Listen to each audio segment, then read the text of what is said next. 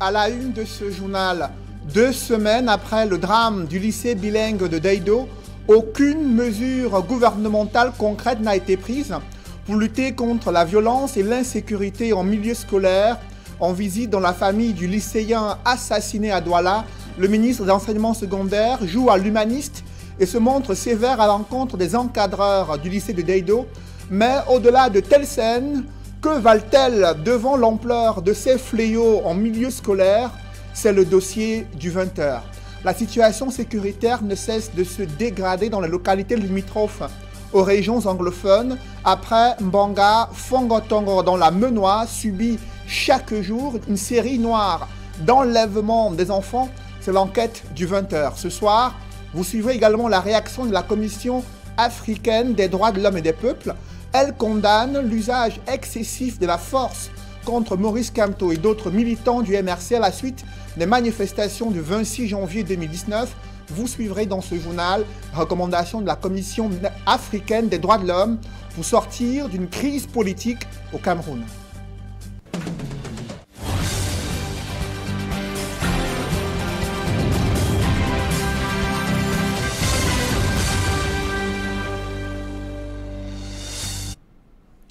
Merci de suivre cette édition complète de l'information sur Equinox Télévision.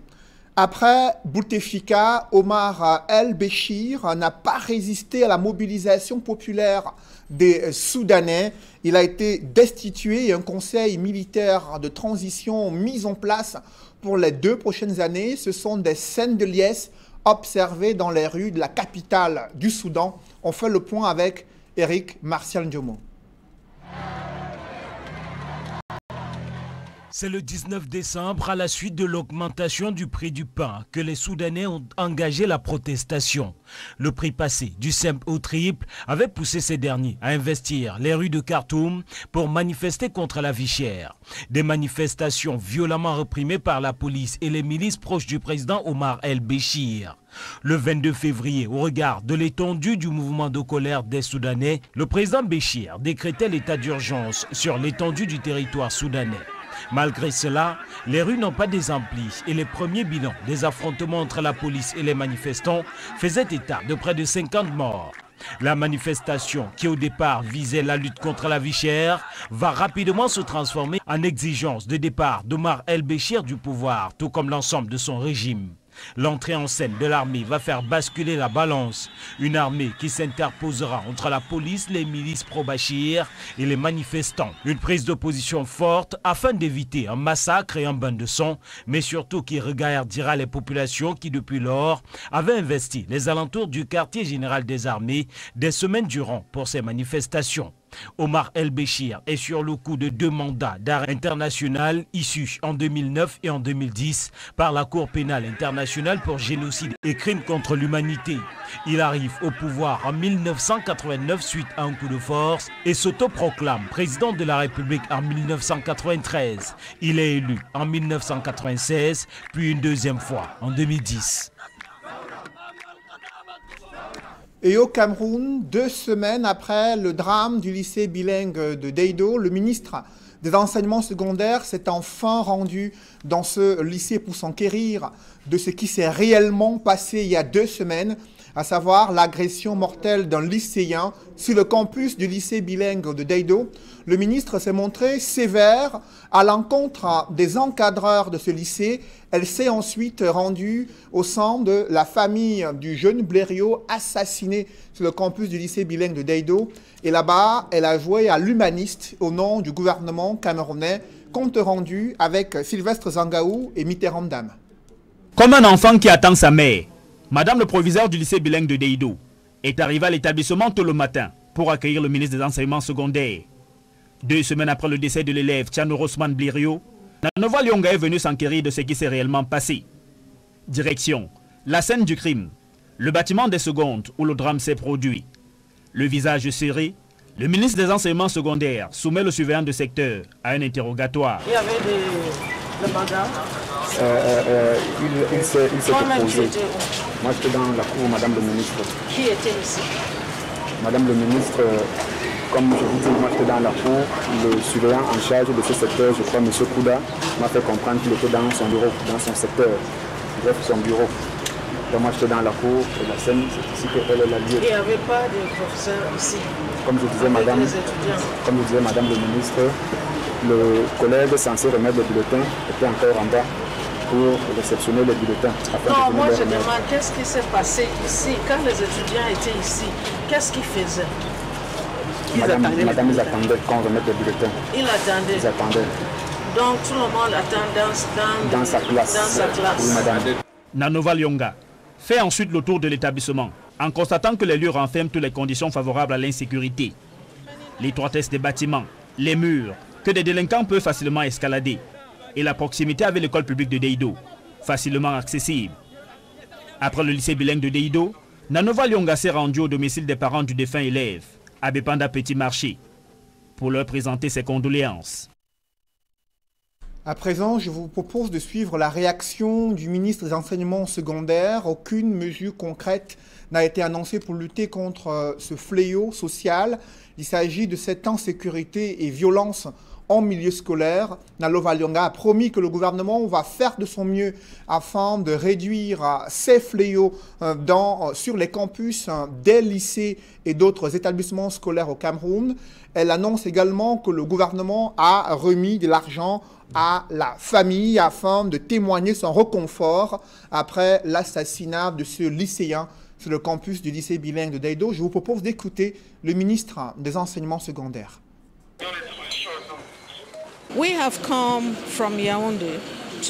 Nous sommes partis de Yaoundé. Nous avons rencontré la famille du défunt.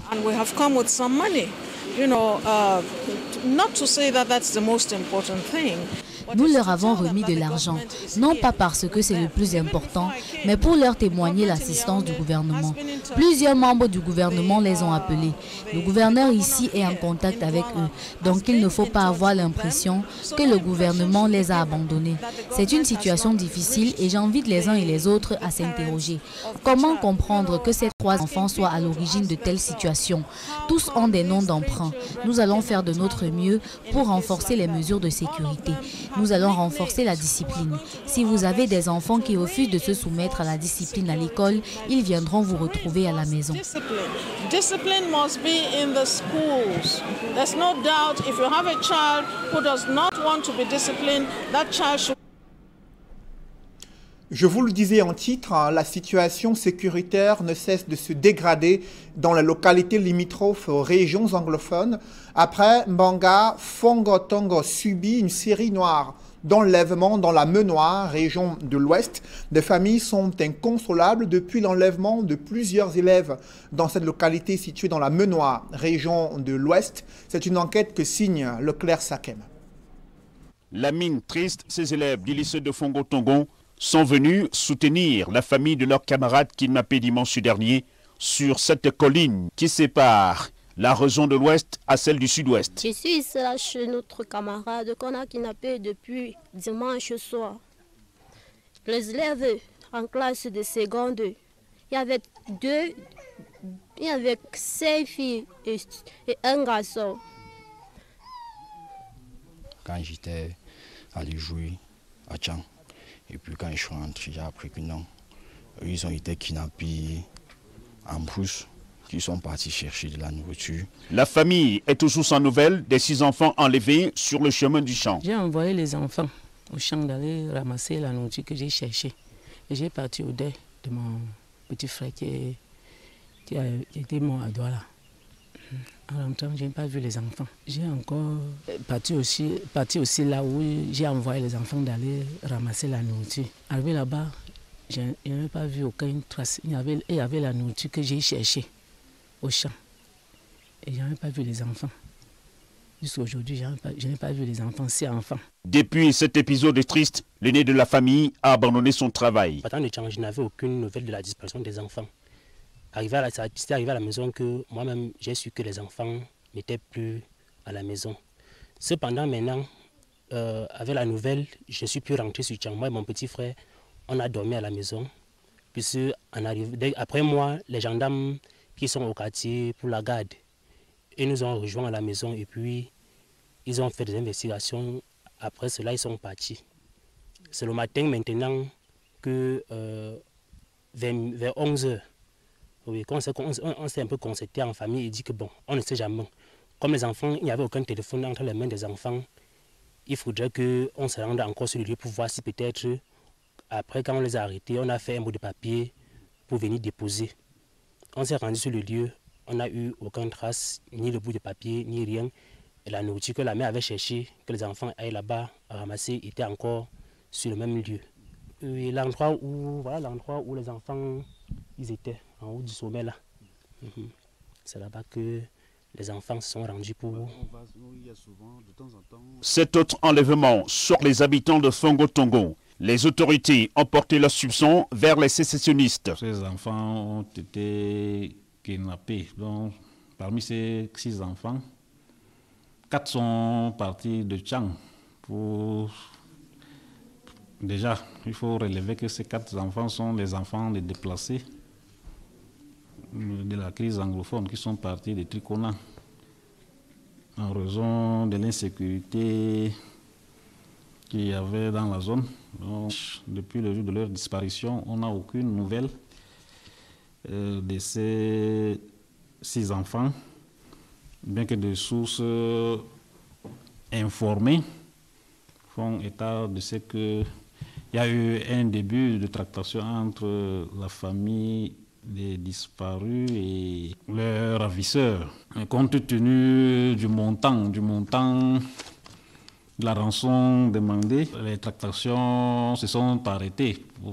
Actuellement, il n'y a plus, depuis ce lundi, il n'y a plus de communication entre les 2 parties. Les enfants kidnappés ont pour nom Djesak Jernik, 18 ans, Dembou Charlie, 14 ans, Nansar Weber, 15 ans, Akonkem Prudena, 11 ans, Toukem Rameli, 13 ans et Assofar Merci, 14 ans. Selon une source, leur ravisseur exigerait une somme de 10 millions de francs CFA pour les libérer. Depuis le déclenchement de la crise sociopolitique dans les zones anglophones du Cameroun, la région de l'Ouest, frontalière à celle du Sud-Ouest et du Nord-Ouest, est souvent attaquée par des bandes.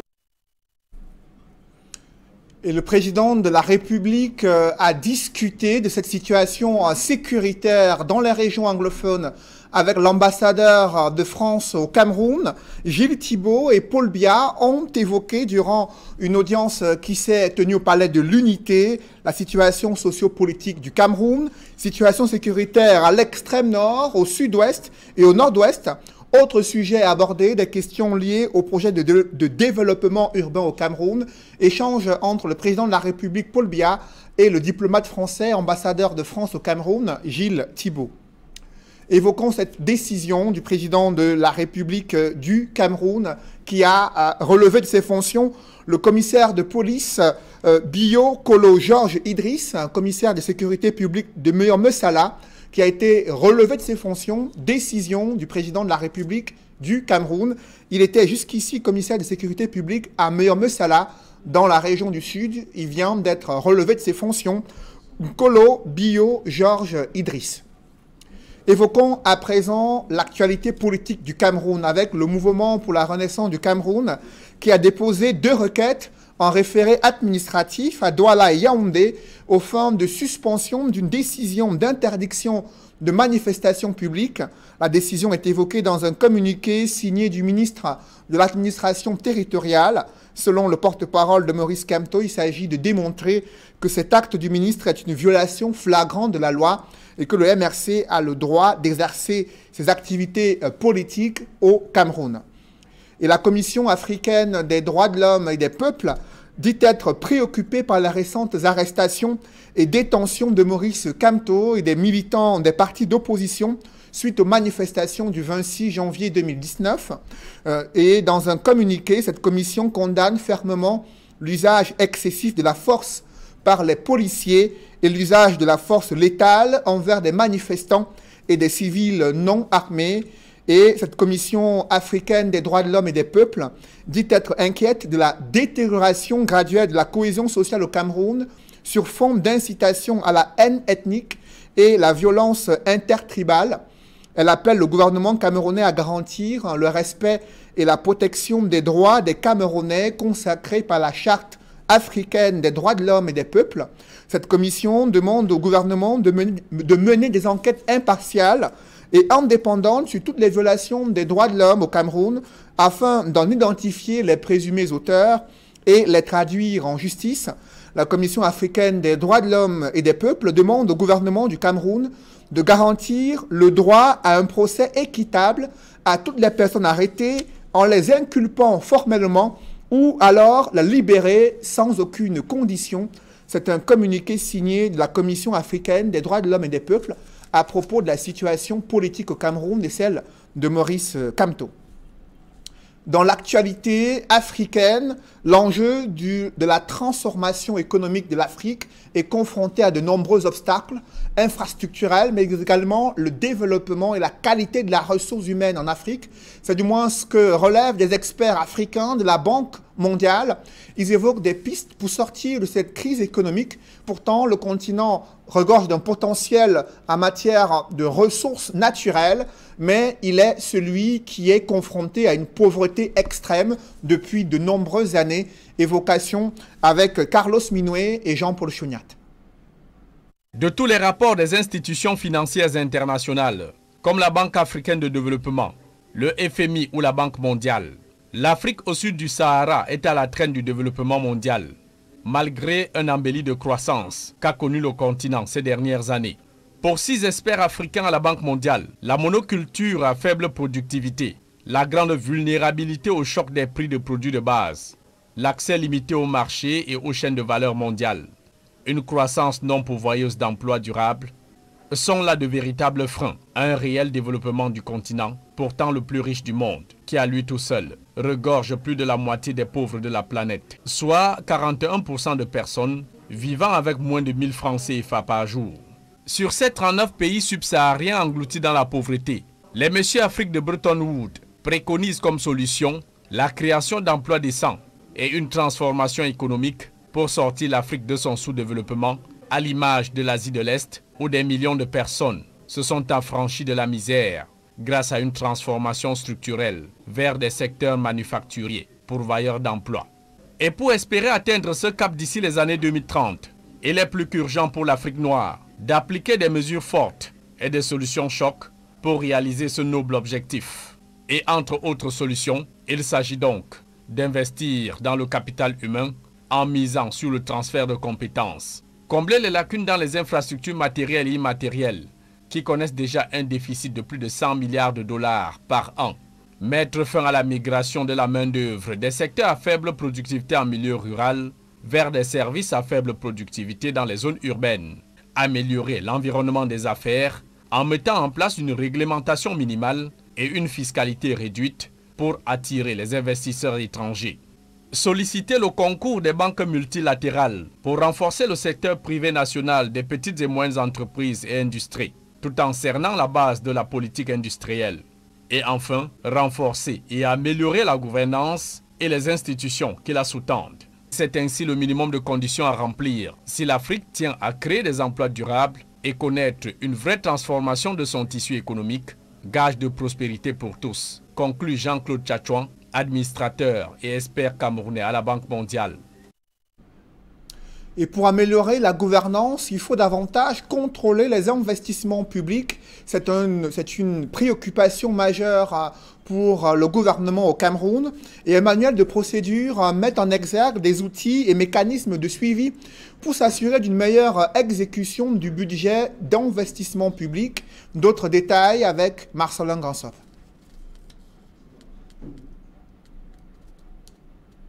De la qualité de l'exécution des investissements demeure encore un gros caillou dans la chaussure des pouvoirs publics. Le contrôle qui venait habituellement a posteriori en année N+1 ou N+2 pourrait mieux s'exercer aujourd'hui pendant même l'exécution des marchés, pendant même l'exécution des investissements publics pour rattraper ce qui peut encore l'être au moment où on est en train de conduire les travaux. Et l'intérêt est tout à fait évident parce que il permet de déceler des défaillances, que les défaillances décelables pendant la réalisation puissent être corrigées immédiatement. Voilà qui a justifié l'élaboration des procédures de contrôle en matière d'investissement public.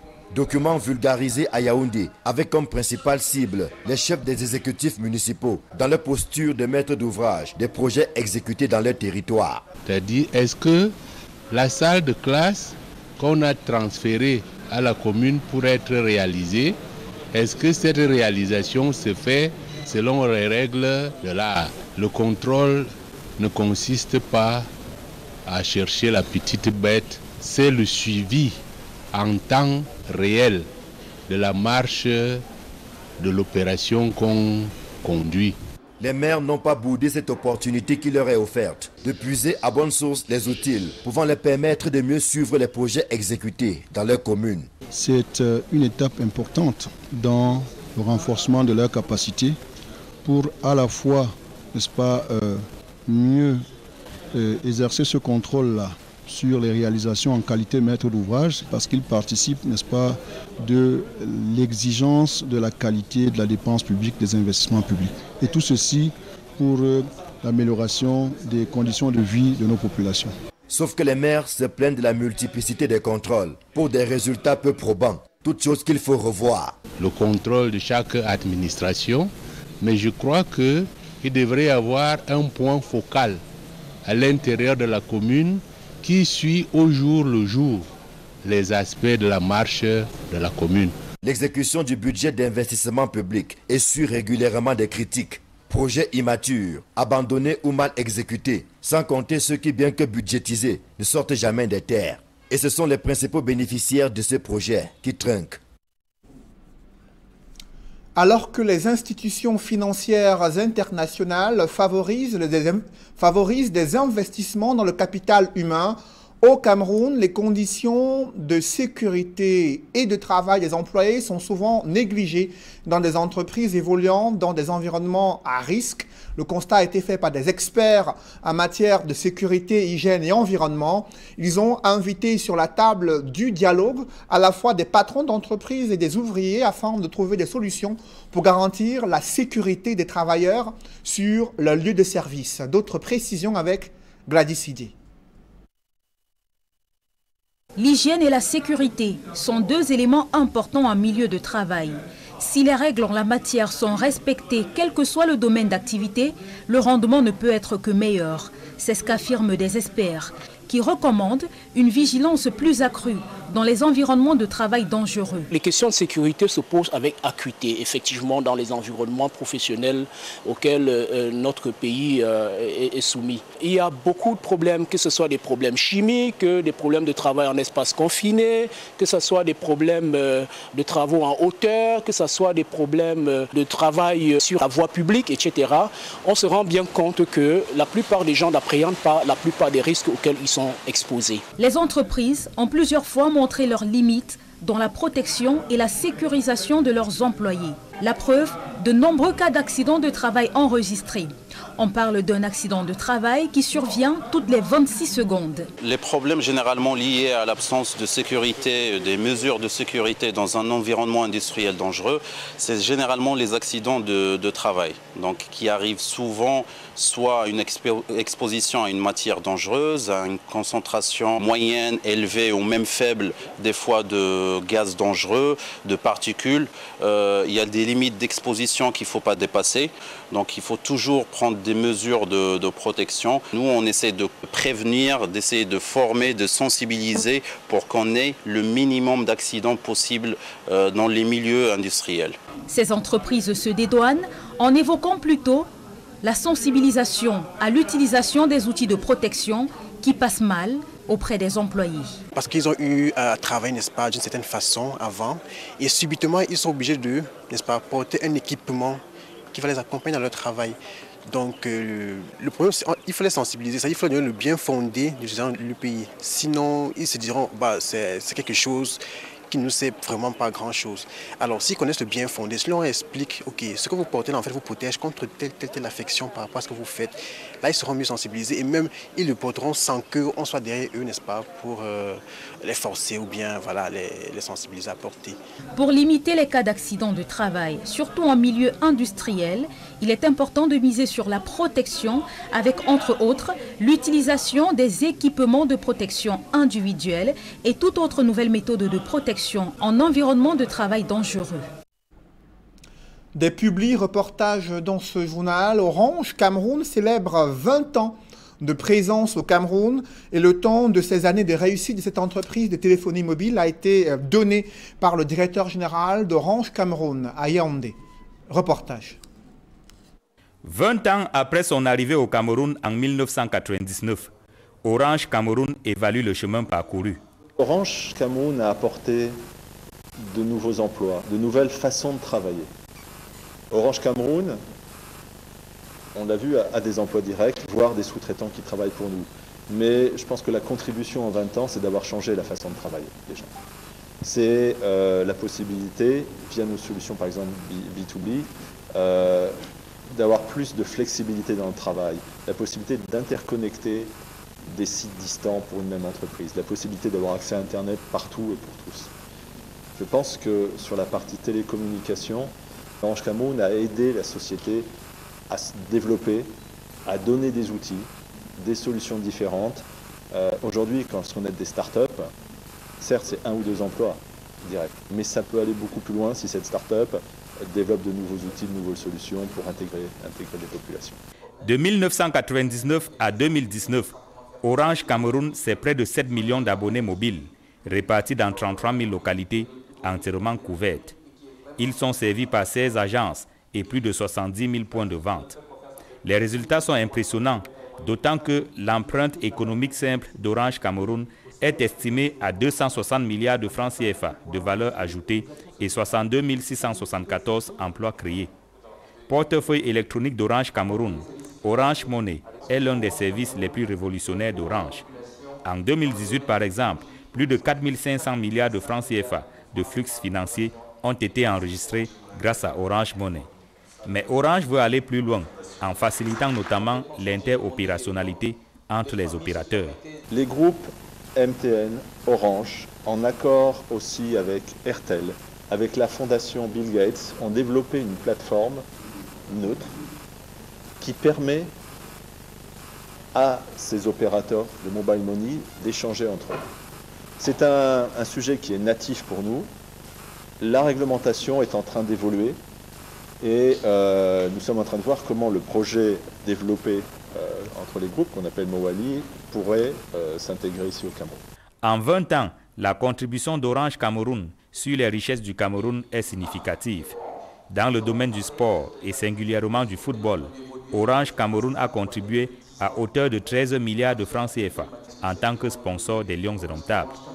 2 milliards de francs CFA ont été injectés dans la musique et le cinéma, 300 millions de francs CFA dans la comédie, pour ne citer que quelques exemples. Mais des ajustements en termes de régulation permettront à Orange Cameroun de faire mieux. J'aimerais que la régulation au Cameroun soit au même niveau que la régulation en France sur beaucoup d'aspects, en particulier sur la libéralisation des infrastructures qui nous permettrait d'offrir des services qui n'existent pas aujourd'hui, du quadruple play, du FTTH, facilité pour les entreprises. Orange est un partenaire clé de la transformation numérique de l'Afrique. À travers son activité, son cœur de métier et ses programmes RSE, en 20 ans, Orange a contribué à l'économie camerounaise. La Société anonyme des brasseries du Cameroun soutient la formation des élèves aux nouvelles technologies de l'information et de la communication. Des ordinateurs et autres appareils numériques ont été distribués dans un lycée situé en Banga, dans la région du littoral. Reportage. Du matériel informatique pour les élèves du lycée technique de Mbanga et les étudiants de la faculté de théologie protestante et des sciences des religions de Ndongé. L'initiative est du groupe SABC qui a procédé respectivement le 21 et le 22 mars 2019 à la remise d'un important don constitué d'ordinateurs, copieurs, imprimantes et Swift pour faciliter la formation de ces milliers de Camerounais. Nous remercions beaucoup le groupe SABC pour tout ce qu'ils ont fait pour nous en cette matinée, parce qu'ils ont pu choisir le lycée technique de Mbanga pour remettre tous ces primes, les ordinateurs. Nous les remercions aussi parce qu'ils nous ont appris à protéger notre environnement, à nous préserver de certaines maladies. Un précieux sésame qui tombe à point nommé et qui aura forcément un impact positif sur la qualité de la formation dispensée dans ces établissements.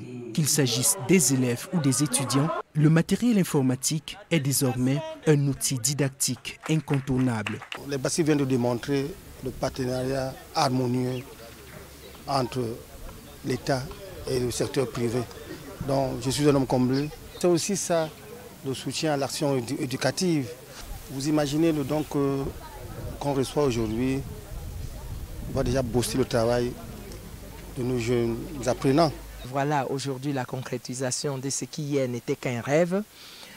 C'est avec beaucoup de bonheur que notre salle, nous voyons notre salle multimédia être équipée par les ordinateurs que vous nous avez apportés. Ce gros copieur aussi qui favorisera la multiplication des copies. Les étudiants n'auront plus à aller nécessairement en Konsamba pour faire les photocopies. Cet énième geste du groupe SABC à l'endroit du milieu éducatif rentre en droite ligne avec la responsabilité sociétale du leader agro-industriel du Cameroun pour qui de telles initiatives visent à apporter du bonheur aux populations qui lui font confiance depuis 1948. La cérémonie de ce matin de remise des dons d'ordinateurs, de photocopieurs et plusieurs autres matériels informatiques par la Société des eaux minérales du Cameroun et à travers elle, tout le groupe SABC entre en droite ligne de la politique RSE que le groupe SABC déploie et tient à déployer davantage dans les mois et années à venir. Merci pour ce renforcement de cet important partenariat secteur privé, public, pour que nous puissions nous mettre la main ensemble pour l'éducation de nos enfants.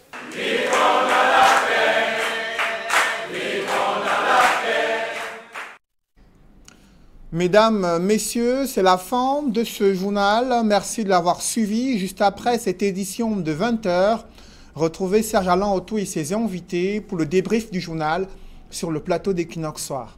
Serge Alain.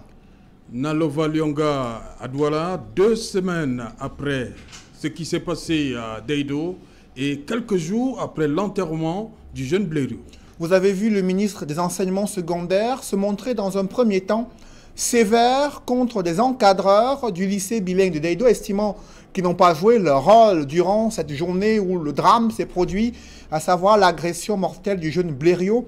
Ensuite, le ministre est rendu au sein de la famille du défunt en jouant l'humaniste. Elle dit avoir remis de l'argent au nom du gouvernement et c'est un signe, selon elle, de réconfort. Elle a promis également que des mesures seront prises, mais rien de concret n'a été annoncé au terme de la visite du ministre des Enseignements secondaires. Voilà, madame, monsieur, c'est donc l'essentiel Equinox Soir, le débrief. Bonne soirée à vous, Cédric. Bonne soirée à vous, Serge Alain. Voilà, rendez-vous demain 20h. Rendez-vous demain 20h. Madame, monsieur, dans un instant, la suite Equinox Soir, toujours en compagnie de nos 4 invités.